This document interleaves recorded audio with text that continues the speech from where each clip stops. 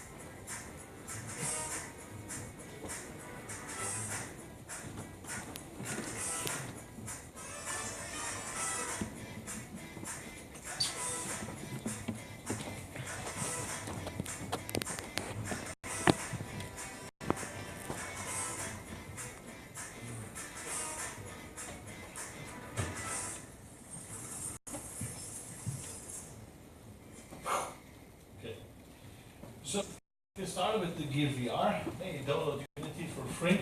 You download Oculus SDK, and you install the driver in Java. That's about it. And then in Unity, you click the button, export to Gear VR, basically, and it's done. Of course, there's a lot of important things. I'm not going to go over them. Like, say, enable multi-threading. You're going to make sure your analyzing is set to that. You're going to make sure your rotation is set to landscape left. Well, this is the beauty. You don't have to do anything of that anymore. Because thanks to our partnership, we work together, and then when you click the platform, automatically, when you say VR, and you build to Android, automatically all the settings are set for you. You don't have to think about that. Now, we also announced our relationship with Google, and we're fully supporting now the Google Cardboard. Somewhere end this year, the native integration will be available. Currently, it's a plugin. You install an asset support package, install an asset support package, and then you have the native integration. Of course, that's not native yet. And that's the optimization is not done. You render 2 cameras, but then this year it will be just a drag and drop, and click in our settings, and it's done.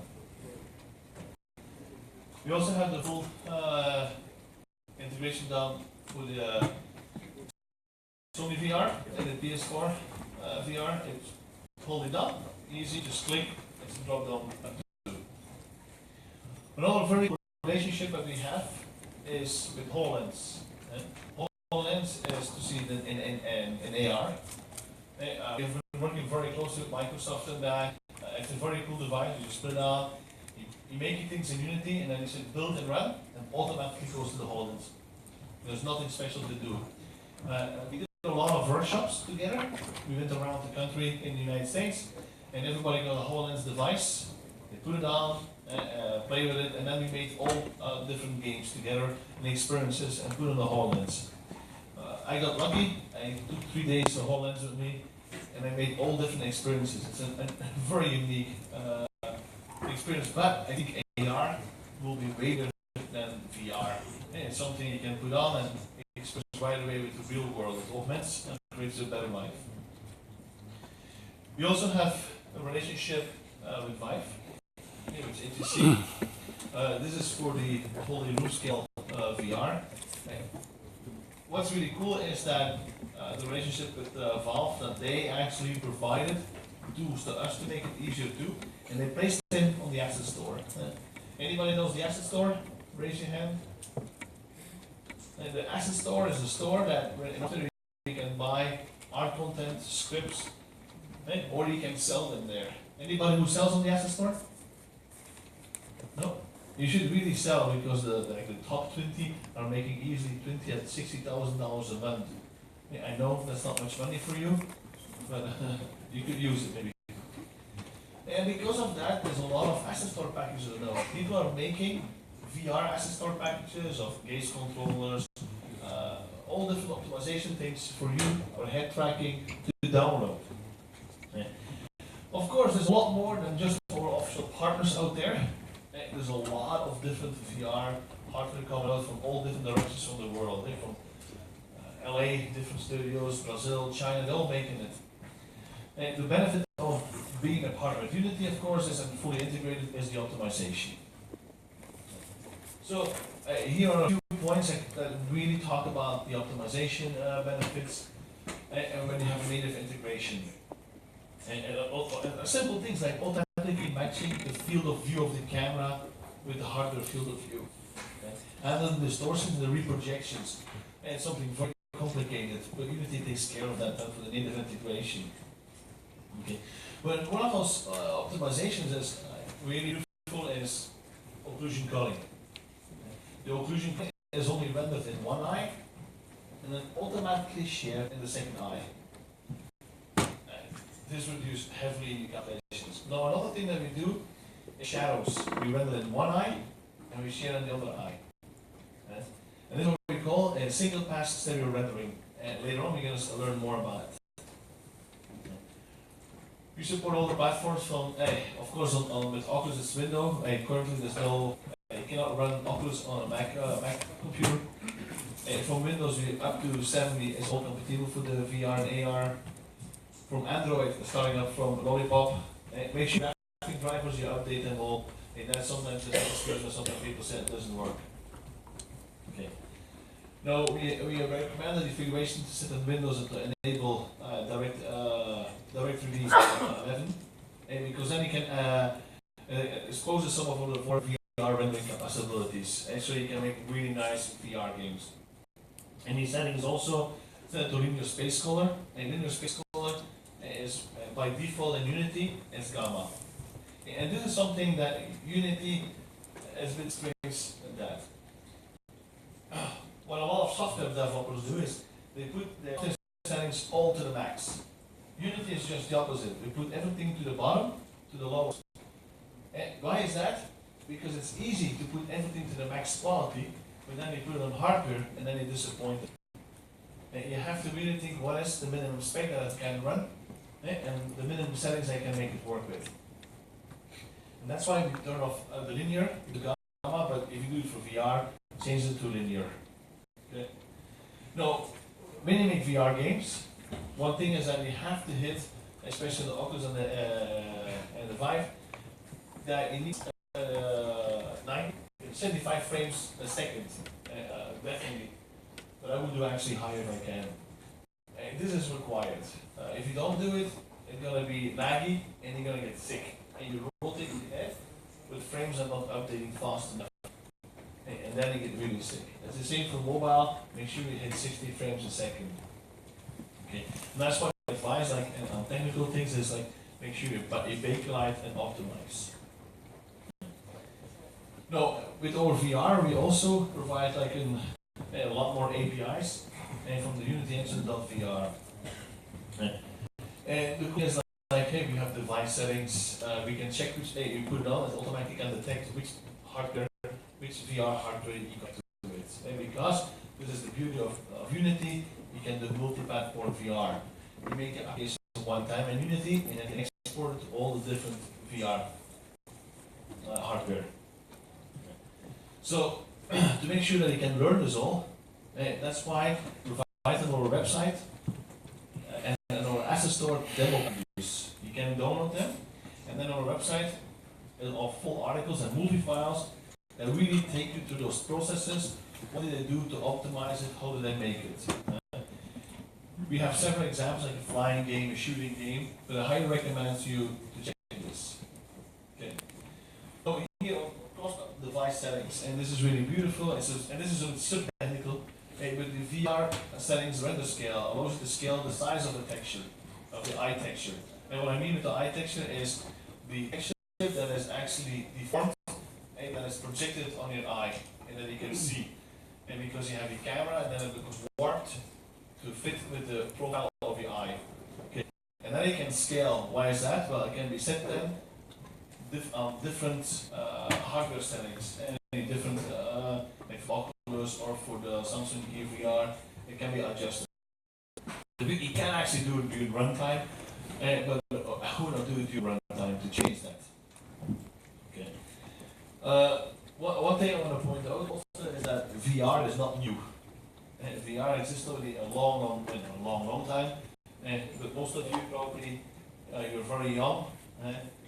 So for you it's maybe a long time, but for me, a very old man, not so long. Okay. But one thing that we said, is a gap of disappointment sometimes. Everybody thinks that tomorrow everybody will use VR games or AR games. Well, it's growing the market. It's not because tomorrow will be a thing. But we see a significant growth, and it's the first time that the quality is there, the tracking is there. In the 60s, it was, in the 70s and the 80s, it was not there. Now it's the first time. Okay? And that's why people start to make open for this time. In the past, it was not accessible. Okay? And I always find it funny to see those kinds of images. But that's over. And that's why the gap of disappointment, I think it's over. Okay. Now I want to give a little bit technical advice also, and design advice. Okay. So, in the downs and don'ts from mobile, there's a lot of things we can talk about on a very technical side. Okay. But I'm not going to go really over that, and like more the design advice. One is that you want to keep your vertex count as low as possible. Of course, still, in game you want to still make it look nice. But your draw calls is significant. But in Unity, a lot of people look at the draw calls, but that's not exactly correct. I will show you later on what you should look at. Is the draw calls could be the same, but what happens is the cost is the change of the draw going to the next frame, and that's what I want to show something also. And this is really incorrect, I found. I wrote that's a long time ago, we got this information. Use high-rec textures to compensate for low polygon. Well, over time they have now shown that they actually model a little bit higher res in VR than a mobile game. The reason is that the normal maps don't work. So they actually model a little bit higher res than it is. And it's something that some of the, especially the company Alchemy who made the game Job Simulator, they had to start to remodel everything. And they were counting on the normal map, they were counting that people will understand the shapes with lower res. They actually model a little bit higher res. Of course, and use the very common things like object pooling, making sure you don't have the CPU because then you drop your frames and then you get sick. Okay. That's why use a profiler. And who has used a profiler in Unity? Nobody? Okay. In Unity there's a profiler, you click a window profiler, and then you can see all your performances. Okay. Especially in the GPU and the CPU, that's where you can analyze everything. And that's where you can actually then see if you, then you have to optimize where your bottlenecks are. Okay. So it's really not worth it to have frames dropping and to have a little bit laggy game, because if you have your device on and you rotate and it's a little bit laggy, you get sick. And because your brain is saying you look to the right, but the image shows look in the front. That's why sometimes cartoon works. And that's why Job Simulator, anybody has played this game? One? So Job Simulator is a little game that it's like there's no jobs left. All the computers took over the jobs, and you have to learn how to do a job again. It's a really fun game. And my daughter of 9 years old plays it all the time. Over time, in this presentation I'm going to talk more about it. But they chose a cartoon style to make sure the frame rate worked. But what's really interesting is that the people, when you play the game, you're fully connected to it. You feel the presence, what we call. And over time, I will explain a lot more about presence. But I'm going to give a little bit more design advice, and that's what I like, really. Okay. So, be nice to your players. Okay. So, what does that mean? Okay. Yeah, it's true. Those things happen. Okay.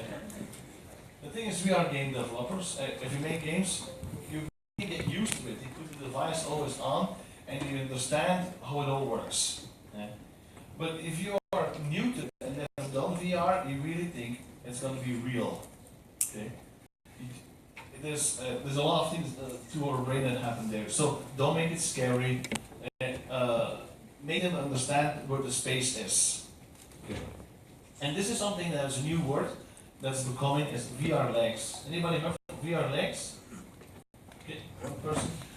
So the VR legs concept is the fact that hey, when you put it on, you don't see your legs. Okay. And for some people, it makes them scared, or they don't know how to react. They don't feel the presence. Okay. And if you use VR a lot, you know that exactly put it on, you don't see your body, you don't so it work. But if you're new to it the first time, hey, you have to understand very clearly what the game is about. And because this is what you want to avoid. The moment I nearly threw up at the VR demo. This was a reporter who went to CES and he got so sick. Okay. Now the design process is quite different from a regular game. First of all, is you're dealing with a whole range of people, with the height, the abilities, and that's totally different than the past. And a nice example is here. Job simulator. I was early involved in the beta. Okay. And then really funny is that my daughter wanted to get it worked. But then my niece, who's 3 years old, was asked, so she wanted to play too.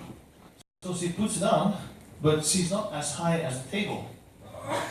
So she cannot see what's on the table. So how do they play the game? My daughter puts it on, she grabs all the objects and puts them under the table, so my niece could get them. So that's why then they made a different version, and then you could put, say, okay, under that height, and then they put the table lower. So it's all things you're going to have to think about. One of the other things that they had to think about in this process was the controllers. They put the controllers on the people, and they get so absorbed in the game, and on the end of the game, here's what they did. They put the controllers on the table. The table, it's a virtual table. So they dropped the controllers on the ground. So they had to, in the game, make a reason that on the end, you have to put things back on the floor, because otherwise they drop on the ground. Okay. So another thing that we saw is that people want to, they bring in the 3D models in Unity, but they don't think about the scale. They bring it from 3D Max or Maya, and then they scale. Well, when they select the camera, and the camera is most of the time connected to a parent object, they scale that. But what happens, it scales also the distance between the eyes. And that became very nauseating for a lot of people. So if you scale, don't do it. Make sure you understand the scale of Unity, that 1 meter, 1 unit in Unity is 1 meter. And don't change that. Right now, there is no API to set the interpupil distance. Like, you can define the distance between the eyes. Right now, we don't have it in Unity. This is something we will be working on. Okay. Okay, this is also sometimes what we hear. There are short experiences, from 5 to 20 minutes. Well, I think that's changed a lot, because I play sometimes my VR games for 2 hours or an hour and a half. But then I get totally sweaty here. It's really soaking wet. So, but if you do like more mobile, where you don't have head tracking, then the experiences are shorter, because it's harder to sit this. Now, one of the things, Ropardo, you might have heard of that name in the past. Ropardo made a little game called Nobody knows Ricardo? He made Hearthstone. Nobody knows Hearthstone? Okay, I hope so. Okay. And he made like another game, World of Warcraft. You might have heard of that game. Okay. But his biggest advice was always, if you create a game, create it for the platform. Don't take an old game and convert it. Like a nice example of this. When the first mobile games came out, a lot of people were integrating the touchpads.